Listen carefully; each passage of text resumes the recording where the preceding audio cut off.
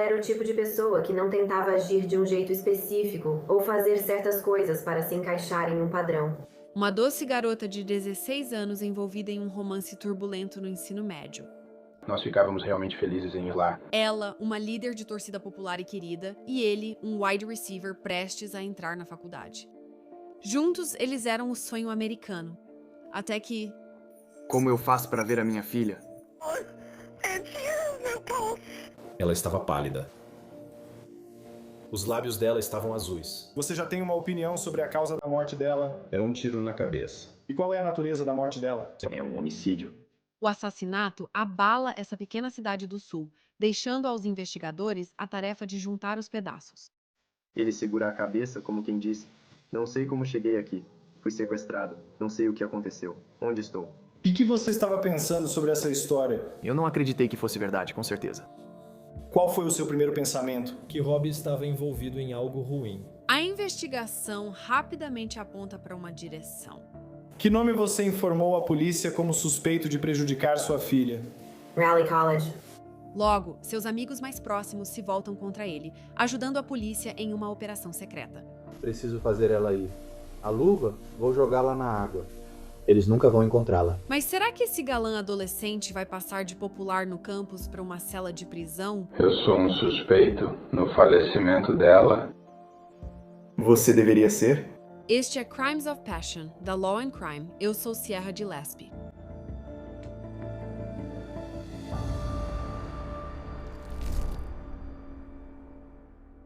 20 de novembro de 2016 é como qualquer outra noite de aula. É domingo e a Central High School em Knoxville, Tennessee, comemora uma grande vitória.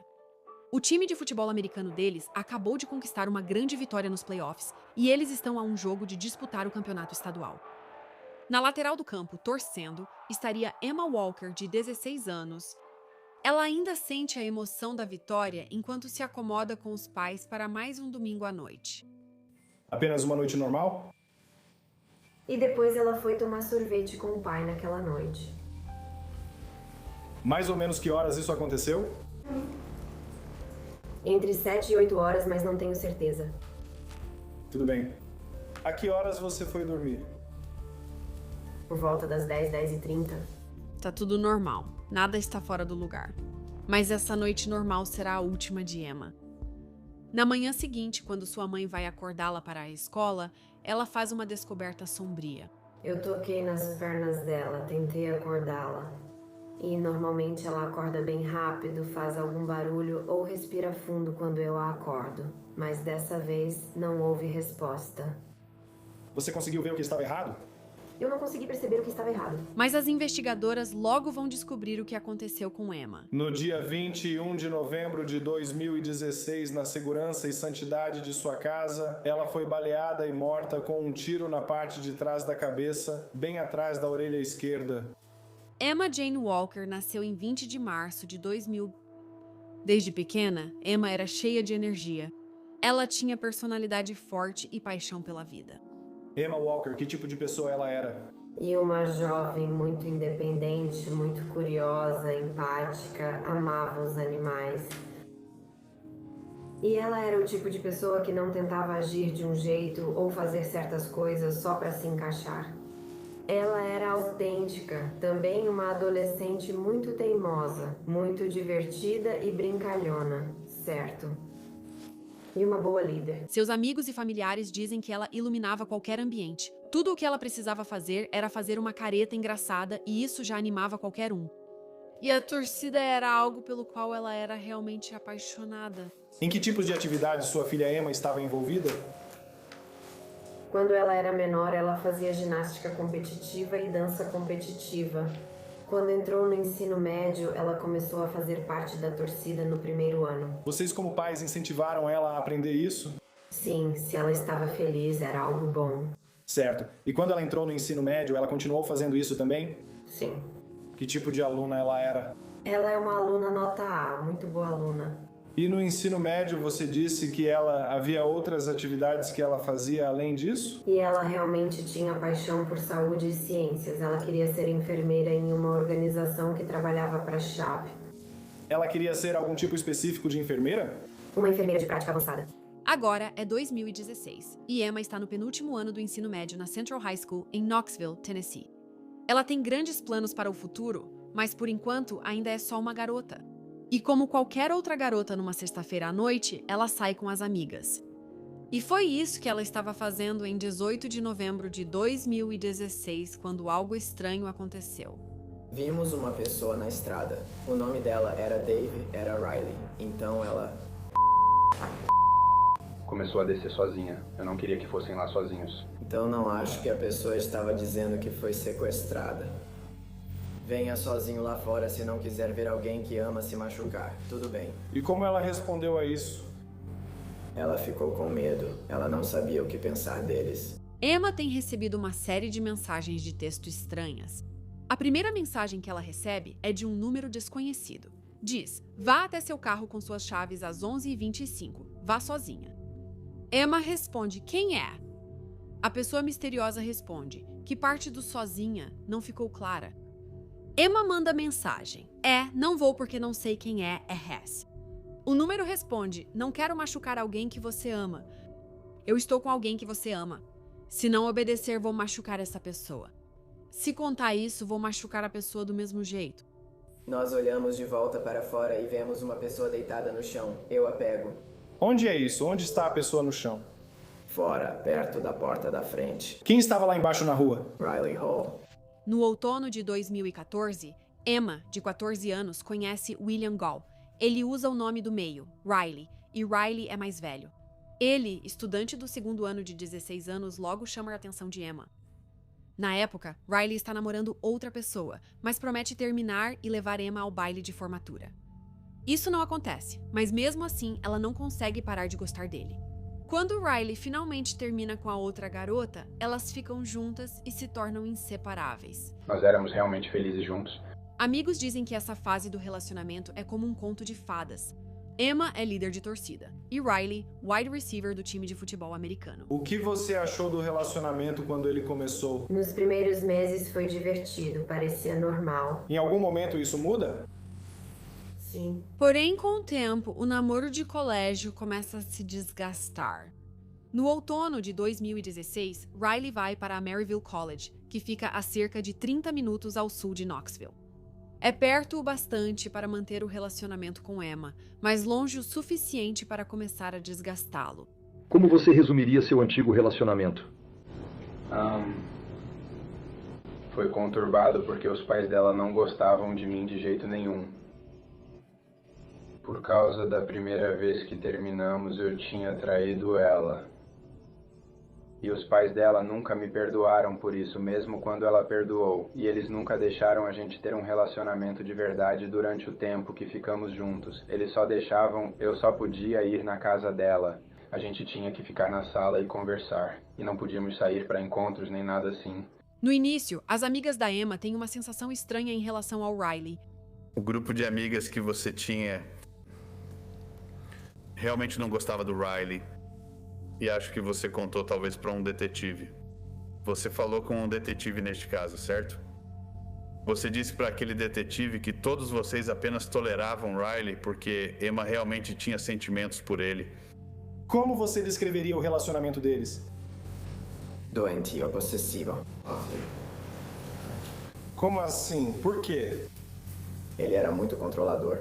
Até os amigos da Riley dizem a mesma coisa. Como você caracterizaria ele nos relacionamentos dele com a Emma? Controlador, era algo possessivo. Eu costumava ouvir ele dizer: aconteça o que acontecer, ela não é minha. Eu não consigo acreditar nisso. Logo, a família da Emma começa a perceber que há algo estranho no relacionamento deles. Você costumava verificar mensagens e comunicações com frequência? Sim. E você ficou preocupado com esse tipo de coisa? Sim. Conte pra nós o porquê. Só algumas das palavras e a maneira como ela foi tratada. Nós não achamos apropriado falar com ninguém daquela forma. E você falou dessas preocupações com o Riley? Sim. E como foi a atitude dele em relação a isso? E nós conversávamos com ele e ele explicava que estava bravo e tentando se defender disso. E ele era respeitoso com você? Cara a cara. Ele era respeitoso conosco.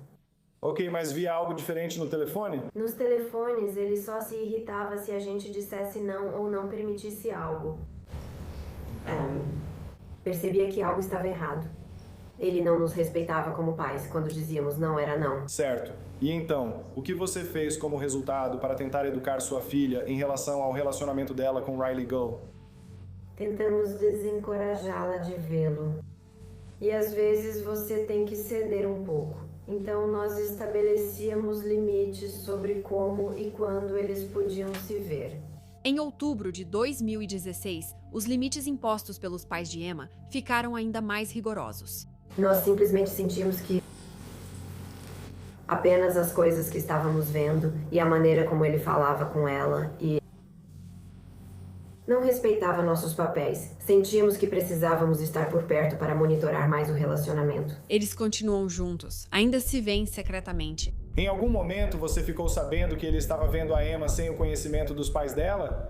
Sim, senhor. E isso foi baseado em conversas com o Riley?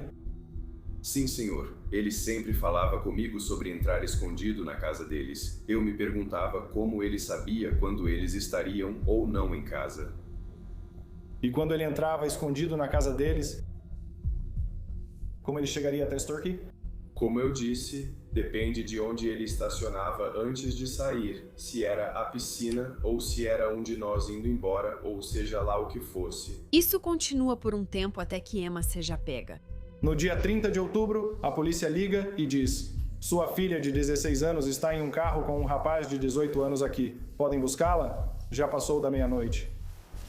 E então a situação fica ainda mais séria. Às vezes a gente só dizia, você não vai ver ele por um tempo. Às vezes pegávamos o celular dela só para interromper a comunicação. Nunca por períodos muito longos, mas só tentando fazer com que ela se afastasse um pouco e percebesse que essa não era uma situação saudável ou segura para ela. Ok, e você já chegou a castigá-la basicamente para mantê-la em casa? Uma vez foi antes da morte dela, em novembro de 21. Você lembra se ela estava de castigo nesse momento?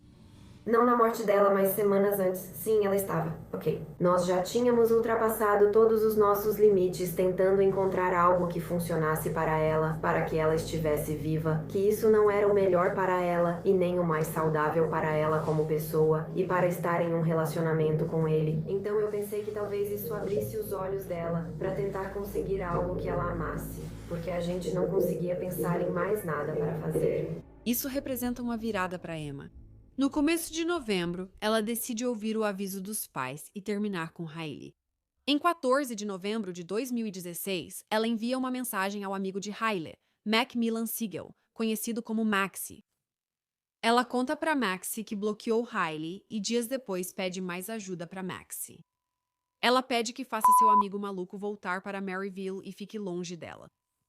Desculpa, mas ele usa drogas e precisa de ajuda psicológica. Uma das últimas mensagens que Emma manda é para Maxie dizendo: "E eu não sei mais o que fazer?" De longe, tudo parece normal com Riley. Ele encerra sua primeira temporada no time de futebol americano do Maryville College, jogando a última partida em 12 de novembro. Mas quem convive com ele percebe que algo está errado. Ele estava constantemente ligando para o nosso amigo Groove, sabe, chorando por causa disso. Literalmente? Literalmente. Chorando como se estivesse lamentando. Foi isso que pareceu. Tudo bem. Constantemente. Falando constantemente sobre como isso era triste e que ele não conseguia fazer isso. Coisas desse tipo. Ele não conseguia fazer o quê? Presumo que seja um término. E como eu disse, não sei exatamente o que estava acontecendo, a comunicação entre eles dois, mas parecia que ele simplesmente não conseguia terminar, não conseguia. Não conseguia sobreviver ao término ou não conseguia realmente terminar? Não conseguia sobreviver porque ele não conseguia se ver sem ela, que ele precisava dela, coisas desse tipo. Maxie e outros amigos até encontram Riley desmaiado no carro dele. Havia garrafas de cerveja vazias e frascos de comprimidos espalhados no carro dele, junto com uma carta de suicídio. Nós não lemos a carta de suicídio, mas ela estava lá. Como você reagiu? O que fez? Nós imediatamente o tiramos do banco do motorista, colocamos ele no banco de trás e o levamos para o hospital do outro lado da rua. Ok. E quanto tempo ele esteve lá, se souber? Pelo que eu sei, nós fizemos a internação dele e ficamos com ele no hospital até que um responsável apareceu, que eu chamo de avô dele. O avô dele chegou, treinadores ajudaram, garantiram que ele estava bem e fomos embora. Pelo que eu me lembro, ele ficou no hospital só por 2, 3 dias. Certo. Depois ele já voltou ao campus. Ele estava de volta no meu grupo. Isso te surpreendeu? Surpreendeu, sim. Mas outros amigos, como Isaac Ewers, contam uma história diferente. Ele me contou que tentou suicídio. Uma vez fui buscá-lo, ele disse que tomava hidrocodona, mas fiquei com ele e estava totalmente sóbrio. Não havia nenhum sinal de hidrocodona ou qualquer outra coisa. Enquanto isso, Emma passa semanas de castigo, desde 30 de outubro até aquela noite de sexta-feira em novembro, quando ela se encontra com suas amigas. Naquela mesma noite, Riley aparece, alegando ter sido sequestrado. Quem era aquela pessoa na rua? Riley Harold. O que ele fazia? Ele andava de um lado a outro na estrada. Certo. E mais o quê? O que ele fazia? Andando de um lado para o outro com a mão na cabeça, só ficando ali parado. O que você percebeu que aconteceu com ele com base em seu comportamento de andar de um lado para o outro e segurar a cabeça? O motivo que eu achei foi que ele não acertou ou algo assim. Certo. E você chegou perto o suficiente para ouvir o que estava sendo dito? Sim, senhor. E o que Riley Gall estava dizendo? Ele disse, eu não sei onde estou e minha cabeça dói. Ok. E as vozes deles estavam normais ou elevadas? Elevadas. Ok. E o que Emma disse pra ele? Depois disso? Estou cansado dessas coisas. Não aguento mais fazer essas coisas assim. E como ele reagiu a isso? Ele só deixou mais pessoas ao redor confusas. E que tipo de coisas ele dizia na porta dos fundos? Ele está dizendo, eu não sei te dizer. Eu não sei o que aconteceu. Você se lembra do que o réu estava vestindo? Um moletom cinza e... Mas para as pessoas mais próximas de Riley, esse sequestro não faz muito sentido. A Riley ligou para vocês? Sim, senhor. E qual foi o teor da ligação? O que ele estava dizendo? Foi muito confuso, muito agitado, não havia muita informação. Ele só ligou para ele secretamente. Ele o sequestrou, não sabia onde ele estava, ele não sabia o que ia fazer. Ele largou o rascupante e eles ligaram para ele. Okay. E vocês pediram para geolocalizá-lo? Sim. Nós dissemos, onde você está? Vamos até aí te buscar, não importa. A gente queria te deixar aqui na reunião dos formandos. Sabíamos que isso não era realmente um sequestro. Bem... Você concordou com isso? Não, senhor. Dissemos ao Riley que íamos dirigir para cima e para baixo até estarmos em Pop. Vocês estavam errados. Ele insistia que era verdade? Até o momento em que estávamos consultando que íamos lançar aquele podcast. Nesse ponto, ele saiu. Ok. E então, o que você fez? Nós colocamos os sapatos e em menos de 10 minutos você já estava dirigindo para outra batalha. Riley chegou com o carro. Menos de 10 minutos. Quero dizer, foi assim. Desligamos o telefone, colocamos os sapatos, descemos as escadas, pegamos o carro e Riley trouxe o carro. Ok. No começo, ficamos chocados porque acabamos de ouvir que você tinha sido sequestrado há menos de 10 minutos e ele não sabia onde você estava. E de repente ele aparece no carro dizendo... Minha cabeça dói. Eu explico tudo quando a gente entrar. Vamos só entrar. Vamos entrar. E a gente insiste, não, podemos conversar bem aqui. Se você está em perigo, precisamos buscar ajuda, falar com a polícia ou quem for necessário para garantir que não te persigam. Certo. E o que acontece quando você entra? Riley continua dizendo que não se lembra de nada e que foi atingido na cabeça e pediu para sentirmos esse galo na cabeça dele. Ele disse onde foi sequestrado? Não, senhor. Ele te contou por quem foi sequestrado? Não, senhor. Ele te contou algum detalhe do sequestro? Não. Ele te contou que tinha ido ver a Emma? Não, senhor. Ele te deu alguma informação sobre esse sequestro? Não. Então, fora o fato de ter sido sequestrado, não. E então, como vocês responderam a isso? Nós já sabíamos que isso era mentira. Continuamos pressionando ele. Quem é? Quem eram? O que aconteceu? Porque, obviamente, estamos apavorados por ele se esse homem foi sequestrado. Esse é meu melhor amigo. Eu não quero que nada de ruim aconteça com ele. Então continuamos pressionando até que ele simplesmente diz, eu não me lembro. Nesse ponto, lembro que repetimos isso até deixarmos o assunto de lado. Ok, então com o tempo isso simplesmente desapareceu. Que ele foi sequestrado, senhor. Ok, e você nunca chamou a polícia nem nada assim, certo? Não, senhor. Sabíamos que não era um perigo real. O relógio continua a correr. Avançando para o domingo, 20 de novembro, essa é a noite em que Emma toma sorvete com o pai antes de subir para dormir. À noite, os vizinhos de Emma relatam um barulho estranho. Zion se deitou.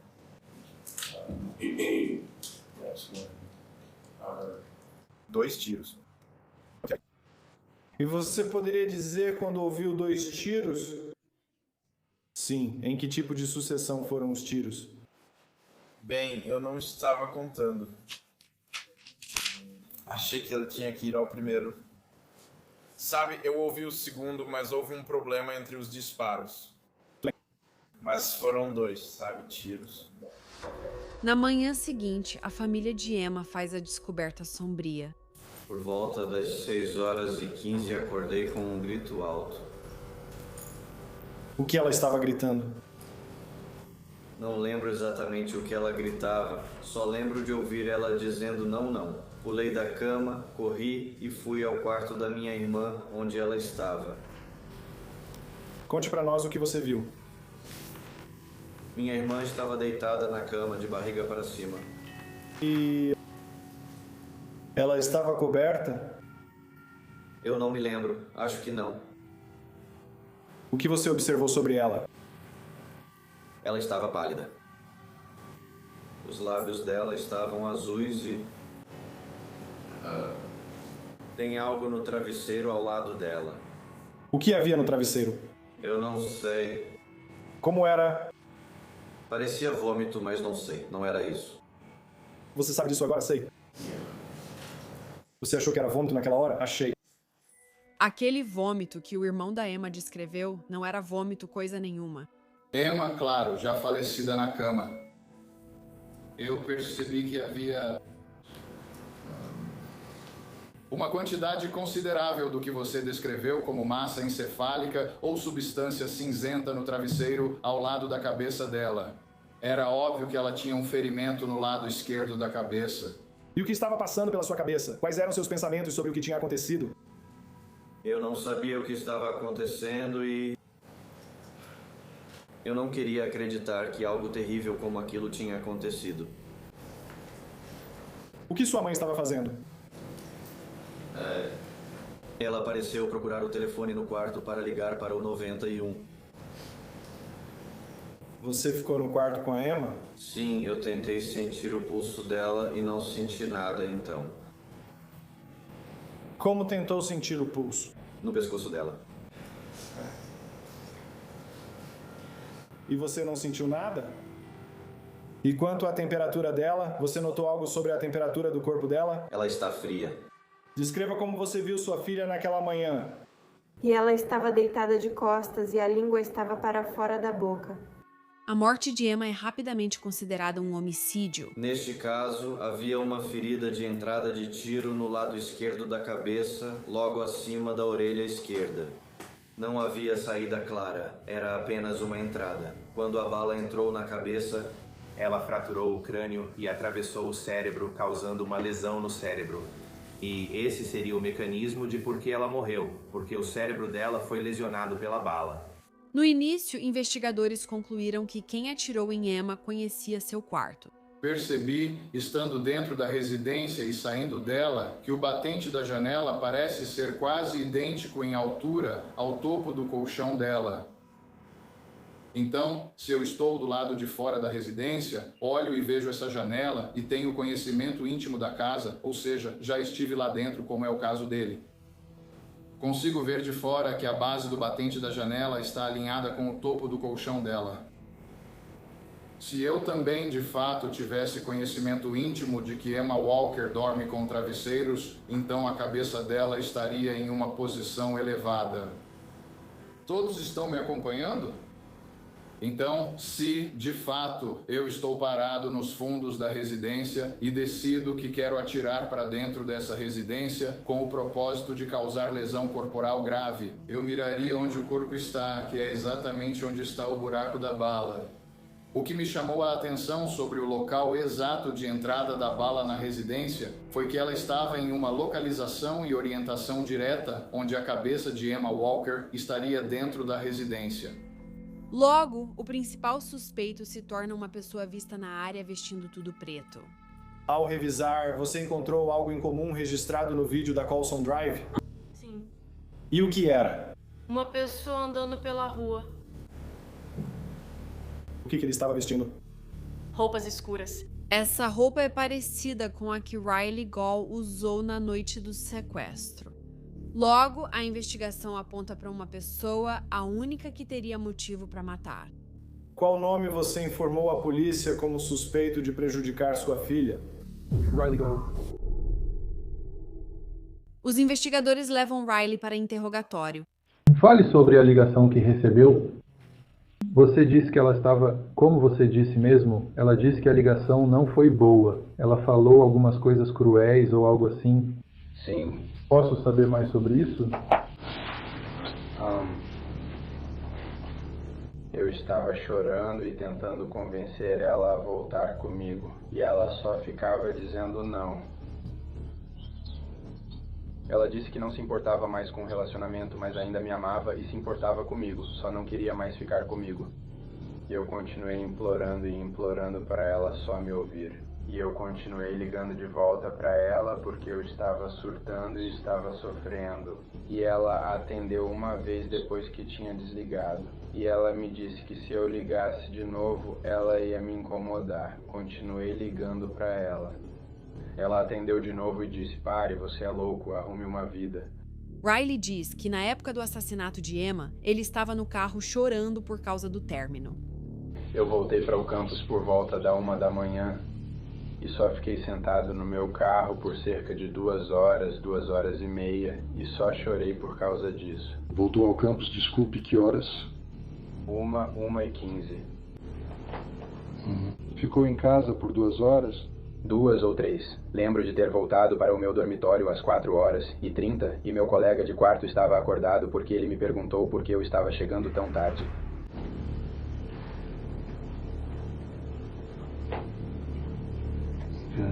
Então você voltou para o seu dormitório?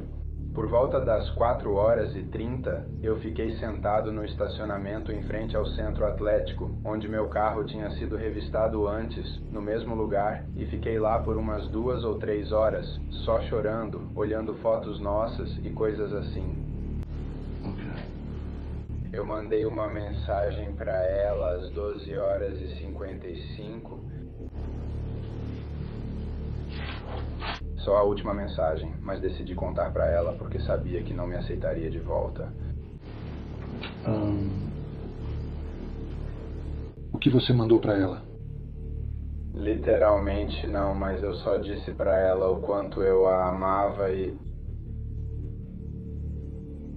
que eu sentia muito por ela não querer mais o que a gente tinha e que eu esperava que ela fosse fazer grandes coisas no futuro. E eu disse que depois disso eu ia deixá-la em paz.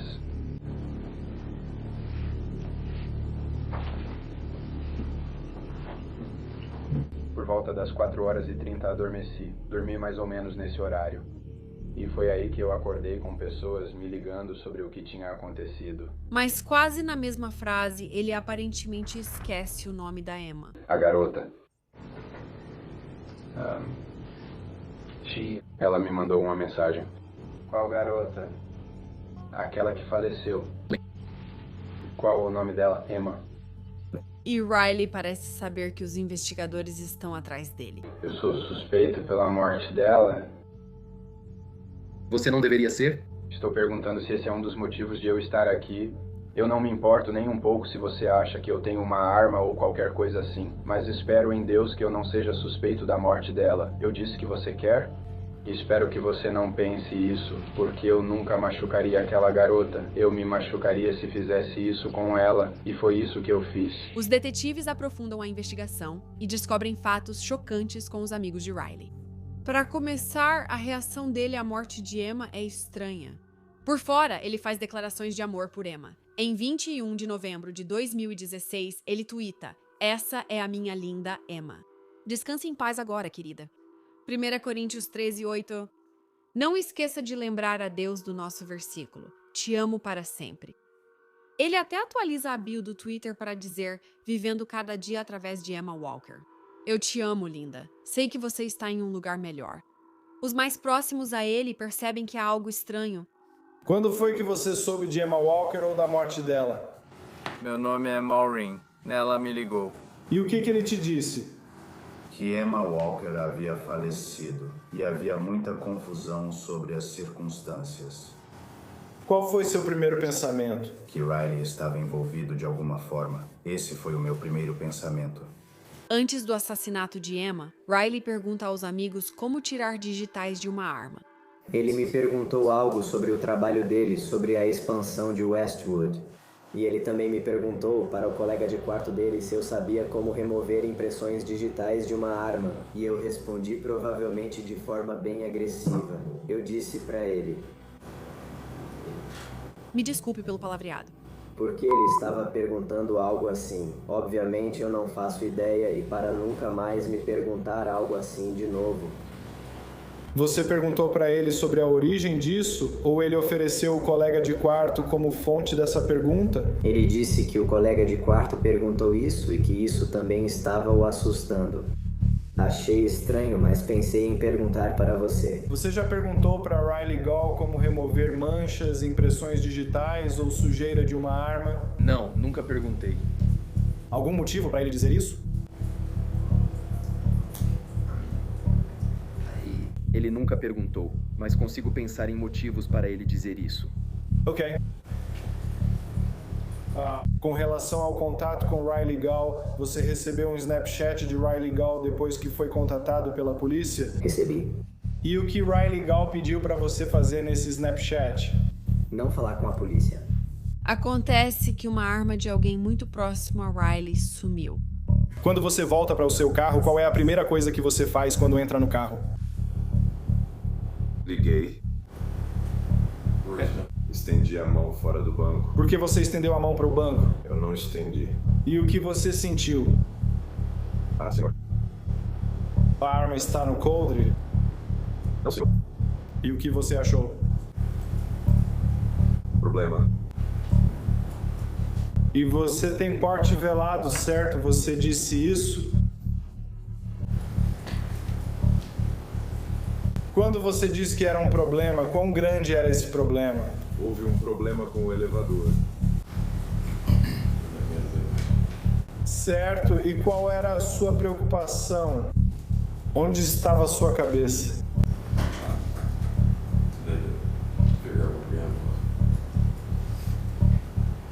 Certo, e o que você suspeitava? Não suspeitava de nada para dizer. Eu imediatamente entrei em contato com ela. Certo, e o que você disse para Riley? Sabe o que penso da minha arma? E como ele respondeu? Ele respondeu: mãe. E o que você fez depois disso? Entrei em contato com a mãe dele. Você teve uma conversa com a mãe dele? Sim, tive. Você acreditou quando disseram que ele não tinha arma? Até então, senhor, nunca tive motivo para saber que havia algo errado. Olhando mais de perto o paradeiro de Riley na época da morte de Emma, os investigadores descobrem que ele apareceu no dormitório em um horário peculiar. Tem entrada para domingo, dia 20? Não. E a que horas temos entradas para a madrugada de segunda-feira, dia 21? Sim, 11h21 de segunda-feira, talvez dia 21, 4h30 da manhã. Como todo adolescente, Riley começa a conversar com seus amigos, revelando quase tudo. Ele está tão preocupado com a própria segurança que roubou a arma da avó e mostrou para mim. Vá para Dallas, do lado do motorista. Ok, ele tinha escondido isso em algum lugar do carro? Sim. Ok, e de onde ele tirou isso? Não sei quem colocou esses tambores na cena, mas ficaram ótimos ao lado dele. Ok, e ele tira isso. E o que ele faz com as armas? Mostra pra mim. Sobre como foi assustador, sei lá, sobre essas pessoas. Ele já falou algo sobre isso com você? Sobre a causa da morte? Sim. O que ele fala sobre como ela morreu? Que isso estava sendo questionado. Foi na terça-feira, o dia em que nos encontramos com ele, e ele recebeu dinheiro como evidência. Ele me disse que a polícia informou a ele que ela foi baleada dentro de casa. Com o que você confrontou Riley? Que ele determinou que era realmente inocente. E se ele fosse inocente, o sistema mostraria isso. E ele não mostrou. O que o Riley queria que você fizesse? Para se livrar de tudo.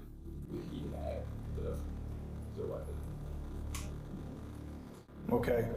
Como você reagiu quando ele quis se livrar da arma? O que de fato ocorreu entre você e Riley? Eu fiquei furioso. Eu não podia acreditar naquilo. E ele acreditava que poderia se livrar da arma como uma forma de provar sua inocência, em vez de simplesmente ir ao sistema judicial ou procurar as autoridades. Ele realmente era inocente. O sistema judicial mostraria isso. Já ouviu bastante sobre Rob Nintendo e adoraria isso. Foi aí que ele me perguntou. Na verdade, ele comentou sobre isso na casa do Thursday, sobre o sistema de armas não ser jogado em um rio. Ok, e como você aconselharia ele sobre isso? Down versus música real. Quando você decide ter problemas com a polícia? Conversei na casa dele e depois vieram as consequências. Por que você achou necessário ir à polícia? Porque era óbvio. Riley também comenta tudo isso com os amigos por mensagem. Às 00:08 do dia, 22 de novembro de 2016, Riley manda uma mensagem para seu amigo Alex. Apague as mensagens após eu enviar a próxima, por favor. Alex responde: Ok, entendi. Riley pergunta: Por que você contou para eles sobre a arma? Eles acham que fui eu que atirei nela por causa disso. Por favor, me responde. Alex responde minutos depois: Se não fez nada, não tenho o que esconder, mano. Imaginei que poderia usar a arma para se matar depois disso. Estou preocupado com você. Cara, por que você me disse que estava tentando se livrar da arma? Você mentiu dizendo que já tinha devolvido para o seu avô e sua mãe saiu dizendo que não achava a arma em lugar nenhum. Riley responde por mensagem dizendo: Eles não sabiam que eu devolvi. Eu não menti. Só Deus, por favor, me promete, se algum policial te fizer mais perguntas, só diga que você não está disposta a responder porque você não pode se meter em encrenca. Mas os amigos de Riley conversam com a polícia e concordam em participar de uma operação disfarçada. Tudo bem. Naquele momento, o Alan Merritt, do departamento do xerife, já tinha te dado dispositivos de gravação? Sim, precisa estar claro antes de fazermos a casa, então sim, tudo bem. E você ligou esses dispositivos de gravação? Sim, senhor.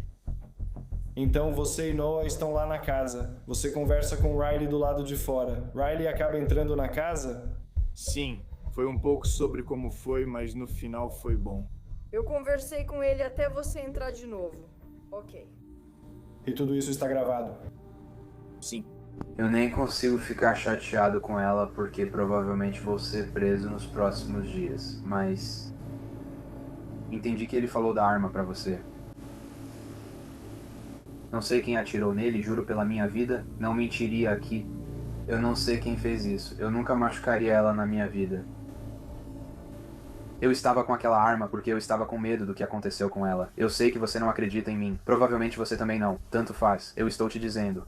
O que eu estou dizendo é, se eu tiver que ir ao tribunal, na frente de um grande júri, ou qualquer coisa assim, e você tiver que testemunhar, ou se a polícia vier falar com você de novo, sempre que você falar com eles, só diga que você estava com medo de contar que estava sob efeito de ácido porque achou que ia se meter em encrenca. Não, isso é verdade. Nunca mencionaria isso. E se perguntarem qualquer coisa sobre aquela arma, só diga, eu devo ter entendido errado ou algo assim porque eu estava chapado. Eu realmente não sabia o que estava acontecendo. Ele só... o Riley estava só reclamando comigo sobre umas coisas. Acho que eu achei que ouvi algo sobre uma arma e o avô dele achando que ele pegou, sabe? Bem, e que eu fiquei com medo quando um detetive veio falar comigo. Só contanto que você diga a eles que estava... Se você disser que estava de LSD, que estava bêbado e chapado, sua mente estava alterada. Qualquer declaração que você der para eles não foi uma resposta direta porque sua mente não estava clara. Mesmo assim, não podem te condenar por isso, certo? Não. Se eles pudessem, já teriam me prendido. Mas eu estou confiando em vocês, tipo, com a minha vida, porque, quero dizer, são 70 anos de prisão se eu for condenado por algo que eu não fiz. E... vocês estão ocupados agora? Tipo, vocês vão fazer alguma coisa? Na verdade, não. Na verdade, eu penso nisso depois. Mas quanto tempo depois? Eu não sei. Bem aqui no centro. Podemos chegar perto? Porque eu preciso me livrar da arma. Mas olha... Vou jogar na água. Nunca vão achar no rio. O vídeo escurece, mas você ainda pode ouvir essa troca arrepiante. Minhas digitais não estão em nenhum banco de dados. Mas eles não me ameaçaram. Meu Deus. Esta é uma arma de verdade. E de repente... Saia do veículo, levante as mãos, mãos para cima, Bob. Largue o telefone. Largue o telefone e mãos para cima, aliás. Ande para trás. Ande para trás. Ande para trás. Ande para trás. Eu não sei o que estamos prestes a fazer. Riley Gall é preso em 22 de novembro de 2016. Pegaram ele literalmente com a mão na massa enquanto tentava se livrar da arma do crime. Riley responde a acusações de assassinato premeditado em primeiro grau, homicídio qualificado em primeiro grau, perseguição especialmente agravada, adulteração de provas e exposição imprudente ao perigo. No julgamento, Riley se declara culpado pela acusação de exposição imprudente ao perigo, algo que sua defesa apresenta ao júri para provar sua inocência. Mas isso não funciona. Em menos de 4 horas, o júri retorna com seu veredicto. Primeira acusação, o primeiro crime definido, acusando o réu de homicídio em primeiro grau. O júri chegou a um veredicto? Sim, chegamos. O que você decidiu? Culpado.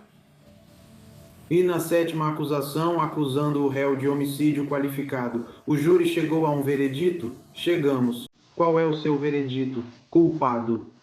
Riley Gall foi condenado por todas as acusações à prisão perpétua com possibilidade de liberdade condicional.